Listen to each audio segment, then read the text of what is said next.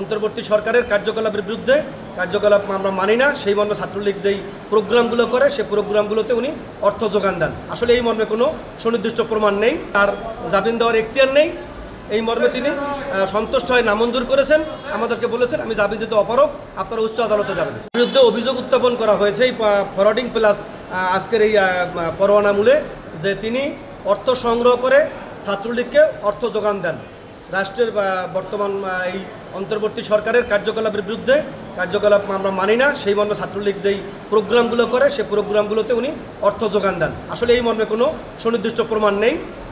উনি মূলত লিখেছেন ফেসবুকে, এটাই তার অপরাধ যে শেখ হাসিনা আসবে, বাংলাদেশ আসবে, এই কথার ভিত্তি করেই ওনাকে মফ করা হয়, ওনাকে শারীরিকভাবে লাঞ্ছিত করা হয় এবং ওনাকে এই মামলায় গ্রেপ্তার দেখানো হয়। এক্সট্রিম মশার কয়েল প্ল্যান্ট ফাইবার দিয়ে তৈরি, তাই সহজে ভাঙে না, সুগন্ধিযুক্ত ও নিরবিচ্ছিন্নভাবে চলে। ডেঙ্গু, চিকুনগুনিয়া বাহি সহ যে কোনো মশার বিরুদ্ধে দেয় এক্সট্রিম সুরক্ষা। 6/2025 তারিখের মামলা, এখন থেকে আরও 4-5 মাস আগের। এখানে যে অভিযোগ উত্থাপন করা হয়েছে এই অভিযোগ সত্য নয়। তিনি এই অভিযোগের সাথে কোনো কর্মে সম্পৃক্ত না। তিনি ঢাকা বিশ্ববিদ্যালয়ের একজন রেজিস্ট্রার এবং চাকরিজীবী এবং শান্তশিষ্ট মানুষ। তিনি এই ঘটনার সাথে কোনো কর্মে জড়িত না।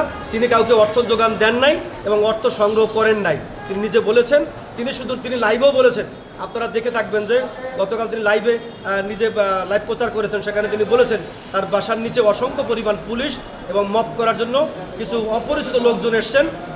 তিনি লাইভে বলেছেন এবং তিনি বলেছেন শুধুমাত্র তার অভিযোগ, তার অপরাধ ছিল তিনি তার ফেসবুকে লিখেছেন শেখ হাসিনা আসবে, বাংলাদেশ আসবে, এটাই তার অপরাধ, এর বাইরে তার কোনো অপরাধ নেই।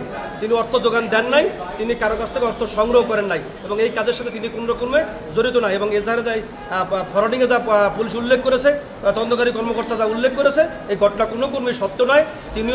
তিনিও এটাকে ঘৃণা করেছেন, আমরাও প্রত্যাখ্যান করছি। বলেছেন তার জামিন দেওয়ার এখতিয়ার নেই, এই মর্মে তিনি সন্তুষ্ট হয়ে নামঞ্জুর করেছেন, আমাদেরকে বলেছেন আমি জামিন দিতে অপারগ, আপনারা উচ্চ আদালতে যাবেন। এটা আইনের মামলা, সে কারণে উনি জামিন দিতে অপারগতা প্রকাশ করেছেন।